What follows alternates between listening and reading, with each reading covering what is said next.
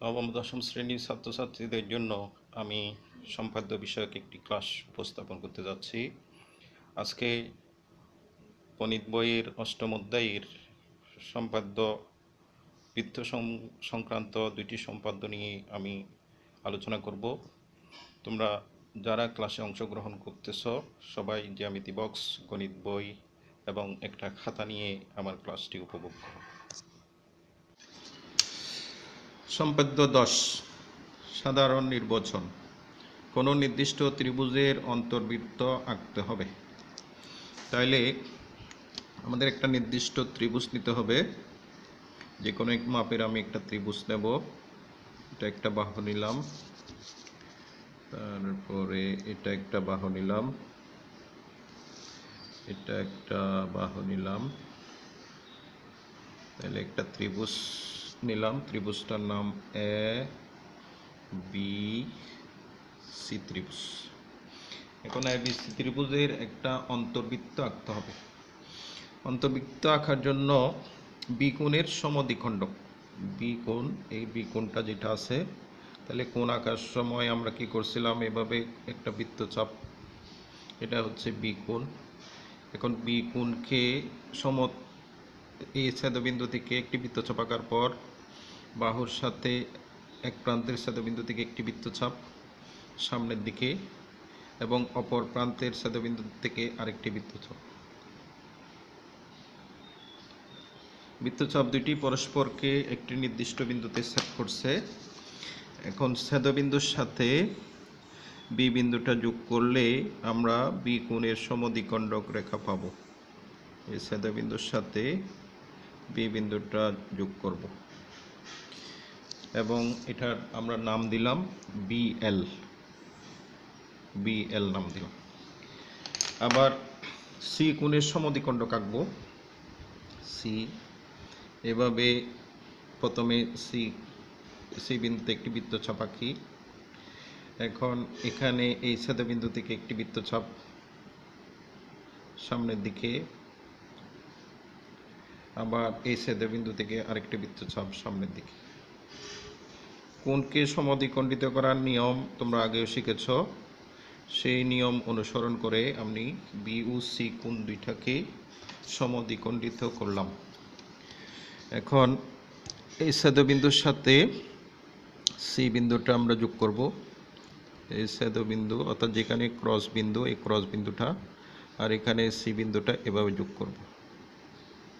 যোগ করলে আমরা সিএম রেখাটা পেলাম, সিএম। তাহলে সিএম ও বিএল পরস্পরকে ছেদ করলো ও বিন্দুতে। এখন ও বিন্দু থেকে বিসি এর উপর একটি লম্ব রেখা, এই ও বিন্দু থেকে ওকে কেন্দ্র করে এমন ব্যাসার্ধ নেব যাতে বিসিকে দুইটি বিন্দুতে ছেদ করে, বৃত্তচাপটি যাতে বিসিকে দুইটি বিন্দুতে ছেদ করে সেভাবে ব্যাসার্ধটা নেব। তাহলে এভাবে একটা বৃত্তচাপ আঁকলাম। বৃত্তচাপ আঁকার পর এই ছেদবিন্দু থেকে নিচের দিকে একটি বৃত্তচাপ, আবার এই ছেদবিন্দু থেকে নিচের দিকে আরেকটি বৃত্তচাপ। এখন এটা বরাবর ও বিন্দুর সাথে ক্রস বিন্দুটা মিলাইয়ে আমরা যোগ করব এই ক্রস বিন্দু আর এখানে ও বিন্দু। এখানে আমরা তখন ওডি রেখা পেলাম, ওডি, ওডি রেখাটা আমরা পেলাম। তাহলে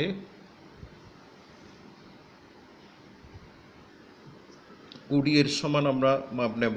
ওডি এর সমান মাপ নিয়ে তারপর একটি বৃত্ত আঁকব। ওডি এর সমান মাপ নিয়ে আমরা একটা বৃত্ত আঁকলাম। বৃত্তটি দেখা যাচ্ছে এ বি এবং এসি কে স্পর্শ করতেছে।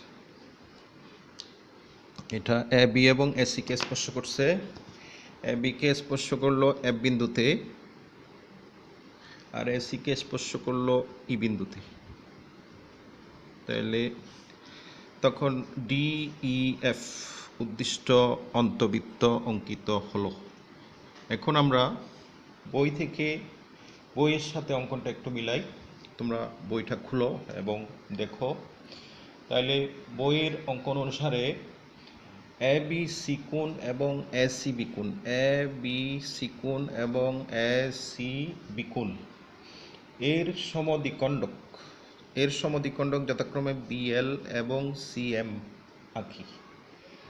বিএল ও সিএম আঁকলাম, মনে করি তারা পরস্পরকে ও বিন্দুতে ছেদ করে। ও থেকে বিসি এর উপর ওডি লম্ব আঁকি, লম্বটা আমরা আঁকলাম এবং মনে করি তা বিসিকে ডি বিন্দুতে ছেদ করে, বিসিকে এটা ডি বিন্দুতে ছেদ করছে। ওকে কেন্দ্র করে ওডি এর সমান ব্যাসার্ধ নিয়ে একটি বৃত্ত আঁকি। তাহলে এই বৃত্তটি হচ্ছে, অর্থাৎ ডিইএফ বৃত্তটি হচ্ছে নির্ণীয় অন্তর্বৃত্ত। অন্তর্বৃত্তটি অঙ্কিত হলো। তোমরা তাহলে এই বৃত্তটি অঙ্কন বারবার একটু প্র্যাকটিস করবে, তাহলে দেখা যাবে সহজেই আয়ত্ত করে ফেলবে। সম্পাদ্য 11, সাধারণ নির্বাচন।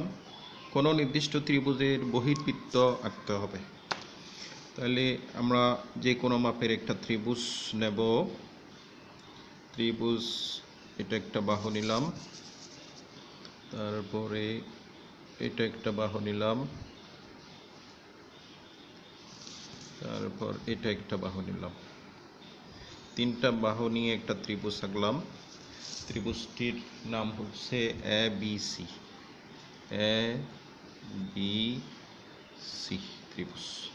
তাহলে এই ত্রিভুজের আমরা বহির্বৃত্ত আঁকবো। বহির্বৃত্ত আঁকার জন্য প্রথমে এ বি এবং এ সি বাহুকে আমরা বর্ধিত করব। তাহলে এ বি বাহুকে বর্ধিত করব, এ বি বাহুকে বর্ধিত করব ডি পর্যন্ত, এ সি বাহুকে বর্ধিত করব এফ পর্যন্ত, এ সি বাহুকে এফ পর্যন্ত বর্ধিত করলাম। বর্ধিত করার পর বি ও সি বিন্দুতে দুটি বহিস্থ কোণ উৎপন্ন হলো। ত্রিভুজের বি বিন্দুতে একটা বহিস্থ কোণ উৎপন্ন হলো। এখন বহিস্থ কোণ বি এর সমদ্বিখণ্ডক আঁকব। সমদ্বিখণ্ডক আঁকার জন্য যে কোনো মাপের ব্যাসার্ধ নিয়ে একটি বৃত্তচাপ আঁকলাম। এভাবে একটা বৃত্তচাপ আঁকলাম। বৃত্তচাপটা আঁকার পর তারপর এই ছেদবিন্দু থেকে একটি বৃত্তচাপ, এই ছেদবিন্দু থেকে আরেকটি বৃত্তচাপ, অর্থাৎ এটা আমরা কোণের সমদ্বিখণ্ডক করার নিয়ম অনুসারেই বৃত্তচাপ দুইটা আঁকলাম। এখন এই ছেদবিন্দুর সাথে বি বিন্দুটা মিলাইয়ে যোগ করব। তখন আমরা পেলাম বিএম, এটা বিএম। আবার সি কোণের সমদ্বিখণ্ডক আঁকবো। সি কোণটা প্রথমে, সি কোণের মধ্যে আমরা যে কোনো মাপের একটা বৃত্তচাপ আঁকবো, আঁকলাম।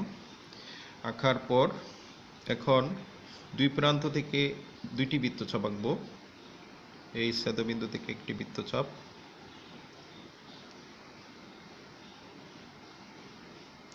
আবার এই দিক থেকে আরেকটি বৃত্তচাপ। বৃত্তচাপ দুইটি পরস্পরকে ছেদ করলো। তাহলে ছেদবিন্দুর সাথে এখন আমরা সি বিন্দুর সাথে ছেদবিন্দুটা যোগ করে বর্ধিত করব। ছেদবিন্দু বরাবর পেন্সিলের মাথাটা এভাবে বসাই দেখবে, তারপর সি বিন্দু, তাহলে এটা আমরা যোগ করলাম। যোগ করলে তখন সি কোণটি সমদ্বিখণ্ডিত হয়ে গেল, তাই এটার নাম দিলাম সিএন। বিএম এবং সিএন পরস্পরকে ই বিন্দুতে ছেদ করলো, পরস্পরকে ই বিন্দুতে ছেদ করলো। এখন ই বিন্দু হতে বিসি এর উপর, ই বিন্দু হতে বিসি এর উপর একটা লম্ব আঁকবো। তাহলে লম্ব আঁকার জন্য এমন একটি বৃত্তচাপ আঁকতে হবে যেটা বিসিকে কমপক্ষে দুইটা বিন্দুতে বিসিকে ছেদ করবে। তাহলে দুইটা বিন্দুতে যখন ছেদ করলো, সেই দুই ছেদবিন্দু থেকে আবার দুইটি বৃত্তচাপ এঁকে আমরা লম্বটা পেয়ে যাব। এখান থেকে আরেকটি বৃত্তচাপ, তবে বৃত্তচাপ দুটি আঁকার সময় একই মাপ থাকতে হবে, মাপের কোনো পরিবর্তন করা যাবে না।